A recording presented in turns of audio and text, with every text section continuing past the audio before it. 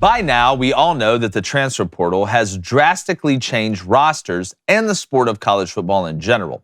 And whether or not you or I like it, it's here to stay. It's not going anywhere. It's like that show on ABC, This Is Us. Got to get used to it. And now coaches can flip rosters and turn programs' fortunes in a positive direction around quickly. But in my opinion, you can plug up holes in the ship with the transfer portal, but you won't sustain success if you build the whole ship out of it year in and year out. But for new head coaches, it's a must now. And here are some schools who are using it pretty well so far, in my opinion. Florida State has excelled in the portal on both sides of the ball. They added South Carolina Gamecock transfer Jaheim Bell, who's a huge piece. And they've added some players on defense that can really vault them into the stratosphere going into next year, maybe make a playoff run. Auburn has brought in 8 linemen on both sides of the ball already. Some proven tackles and a legitimate center that we're seeing transfer from Coastal Carolina in Avery Jones. Caleb Williams adding Dorian Singer, possibly the best wide receiver in the Big 12, or in the Pac-12, is going to help wreck the Pac-12. And back-to-back defending champs Georgia adding Ra Thomas and Dominic Lovett at the wide receiver position is basically unfair. Now to the Big 12, Oklahoma seems to have fixed some of the defensive problems through the portal, and they need to, because it needs to be a breakthrough year with Brent Venables in year 2. You got Dylan Gabriel coming back as well. Expect the Sooners to be legit. And there are a bunch of other teams that have improved their rosters. You look at Michigan, they've been legitimate contenders, but other teams have really elevated themselves into the upper class of college football. And that's one of the positive side effects of the transfer portal for new head coaches are trying to plug those holes up in the ship like I mentioned. But is it tougher to have to rewire a roster from scratch with transfer portal players or to lose both of your coordinators in the same year?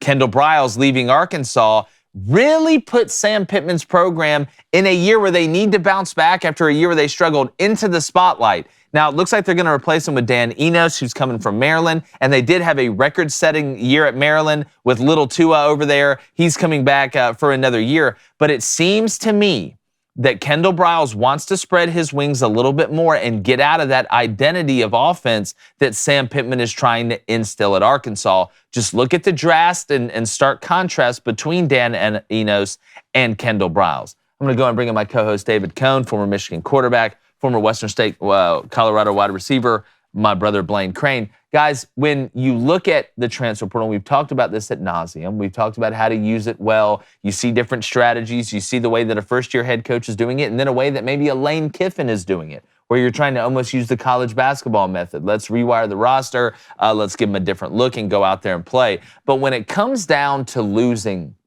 members of the program or organization, do you think it's more detrimental to have to rewire a roster with the transfer portal in year 1 or losing both your coordinators in the same year? And you can say what you want about TCU going to the national championship. I don't think it's that big of a step up for Kendall Briles going from Arkansas to TCU. Which one do you think is more impactful? It's a really good question. I think it depends on who is the head coach and does that head coach already have a long-lasting identity with the program. Nick Saban's going to lose coordinators every single season. We talked about it yesterday. The more success you have, the more frequently a coordinator is going to leave. I look at what Dabo Swinney was able to do with Brent Venables. That was a very unique situation now. I mean, we used to see it all the time. Some guys were like, hey, I'm a lifelong coordinator and I want to remain with this head coach. It's not the case anymore. And Clemson, that was a situation where Clemson lost both coordinators in one season.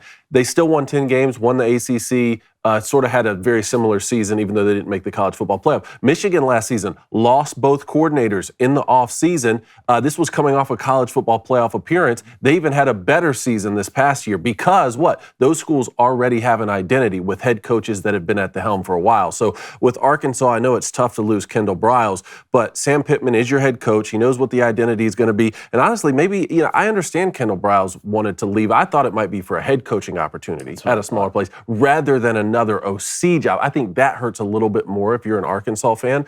But I think Sam Pittman's the guy you want in Arkansas more than anyone, and I still think that he can have success there. Yeah, Blaine, they finished 15th nationally in offense this past year. That wasn't the problem. Yeah, they finished 7th nationally in rushing. I just feel like when you look at both of these schools, I'm with Cone. Hey everybody, we wanted to let you know this video is brought to you by our friends and partners over at DraftKings, the best sportsbook that's ever graced this earth. You need to download the DraftKings Sportsbook app right now because new customers, if you use our promo code CRAIN, that's C-R-A-I-N, not like the bird, it's C-R-A-I-N, and you bet $5 on any NFL playoff game, you get $200 in bonus bets instantly. We're out here doing the work we need to do. That's promo code CRAIN, C-R-A-I-N, only at DraftKings Sportsbook. I love it. Cone loves it. Blaine loves it. Producer Justine loves it. Who doesn't love it? And if they don't, I don't love them, David. Are you going a little same-game parlay for these NFL games? Look, I'm going SGP. I'm going SVP. I'm going look at you, look at me, 1, 2, 3. I love it. Player props, anytime touchdown scores. Christian McCaffrey and Deebo Samuel, go into your parents' bedroom, take that $20 off out of the piggy bank, and you put it on that to hit. Well, they say Chuck Norris does do push-ups. He does earth downs. That's why I bet DraftKings. That's a great point. So make sure you use our promo code CRAIN, C-R-A-I-N, to get that exclusive offer. I expected Kendall to leave to take a head coaching job. He's been at Arkansas 3 years. He's been around long enough now where it's almost time for him to go and take over a program. He's shown you the ability to consistently put good offenses out there, which is a big part of the deal. But when I see him go from Arkansas to TCU, it's not like TCU has more money than Arkansas does. Okay, no. That's not the case. I just wonder if he wants to go to coach for Sonny Dykes in an offense where he can maybe be a little bit more versatile in what he wants to do, maybe switch up tempos more. We kind of saw him, in my opinion, and it still worked, get more conservative and more conservative and more conservative at Arkansas. But we've seen that with tons of coaches once they get into the Southeastern Conference. Gus Malzahn got slower and slower and slower and slower. It seems like you go to the SEC and it kind of balances back out. Maybe if you're kind of on the fringe a little bit. I think he wants to get back in his Birkin bag a little bit and start getting out there. And Sonny Dykes has shown you, hey, you want to throw it 60 times? Well, hell, let's throw the ball 60 times. Well, I think Kendall kind of changed up a little bit, one, because that defense was banged up and not very good this year, and they didn't have a lot of depth. But I think it's a lot easier to win at TCU than it is at Arkansas. This looks what's going on in their conference. Texas gone. Oklahoma gone. TCU just goes to the playoff. Someone needs to fill that void. And right now, I feel like TCU is a little bit sexier. I mean, you know how hard it is to win in the SEC West? If you're Arkansas, how hard it is, even if you're Kendall Briles, to be in that middle to the kind of lower class in the SEC West, which Arkansas is. Let's be honest. Let's have that one-off year. And they've been playing well. And if Kendall, we all thought he'd take a head coaching job. Hell, I thought he'd get the Wisconsin or Nebraska job. But, I mean, at this point, if he's not going to get that opportunity, I think he sees a better opportunity in the Big 12 with TCU to get that next job. To where right now, I know you're losing a lot of TCU. You're going to lose Max Duggan. You're going to lose your first-round draft pick receiver. You're going to lose your running back. If there's anything, a guy who can come in there and kind of keep it going, it's Kendall Briles. So I'm thinking in his mind, one, obviously, I think money's a factor. I haven't dove into the contract yet. But I think it's a lot easier to win, and especially, well, what's the Big 12 really known about? It's offense. That's what it is, scoring points. And what can Kendall Briles do? Score points. And I think they're going to have a better year this year at TCU coming up than is Arkansas. Arkansas is still going to get beat up.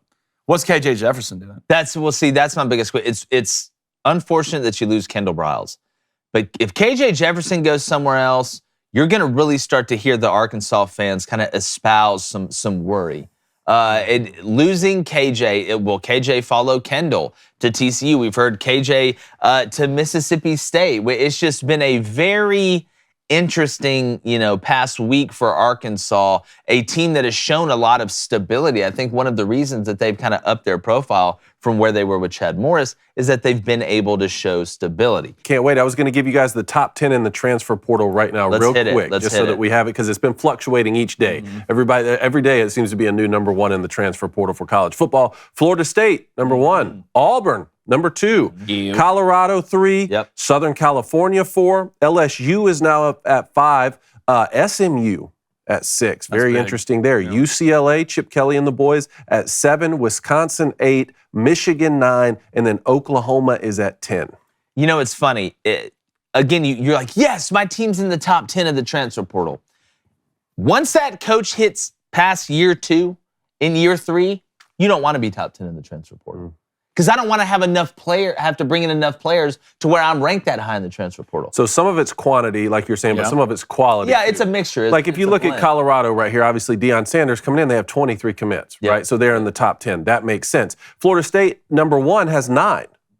Michigan at 9 has 7 commits. So some of those, even when they're under double digits, may be a quality of recruit for coming sure. in. Every circumstance. You know, we're talking about Arkansas. Arkansas's 13 right now, and then Ole Miss too, because we were critical of the class that Lane Kiffin was signing in this previous signing period. It was bottom. It was in the 30s, 35, something like that. Ole Miss has now climbed up to 14 in the transfer portal with 10 commits. Well, and Lane showed you he's wanted to kind of build that way. You get Walker Howard, surprised a lot of people. Not that he transferred from LSU, but that he went from LSU to Ole Miss. Hey, YouTube.